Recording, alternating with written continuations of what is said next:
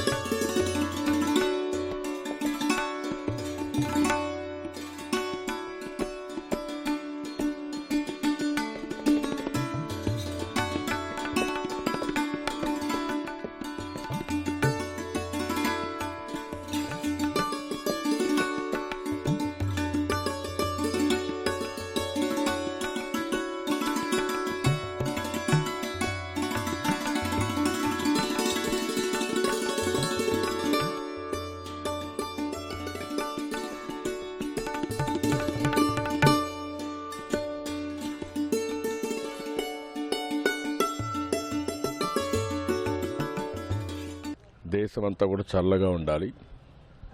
మన రాష్ట్రం కష్టాల నుంచి బయటపడాలి. ప్రజలు ఆనందంగా ఉండాలి.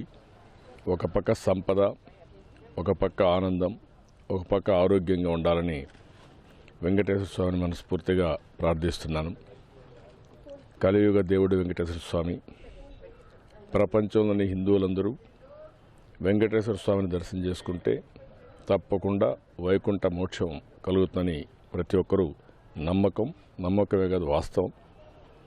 అందుకనే ఈరోజు ప్రపంచంలో ఎక్కడున్నా ఒక్కసారైనా సరే లైఫ్లో వెంకటేశ్వర స్వామి దర్శించుకోవాలి, ఆయన ఆశీస్సులు తీసుకోవాలి, మోక్షానికి మార్గం సుగమం చేసుకోవాలని చాలామంది వస్తారు.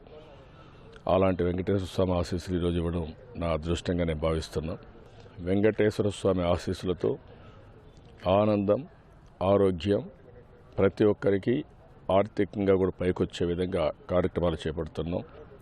ఈ పండుగలు కూడా పెద్ద ఎత్తున చేసుకుంటూ వెంకటేశ్వర స్వామిని ఎక్కడికెక్కడ తలుచుకొని ఆయన ఆశీస్సులు తీసుకొని ప్రార్థనలు చేసి వాళ్ళ జీవితాల్ని ఆనందంగా గడుపుతారని చెప్పి ఆశిస్తూ మరొక్కసారి వెంకటేశ్వర స్వామి గారిని ప్రార్థిస్తున్నాం.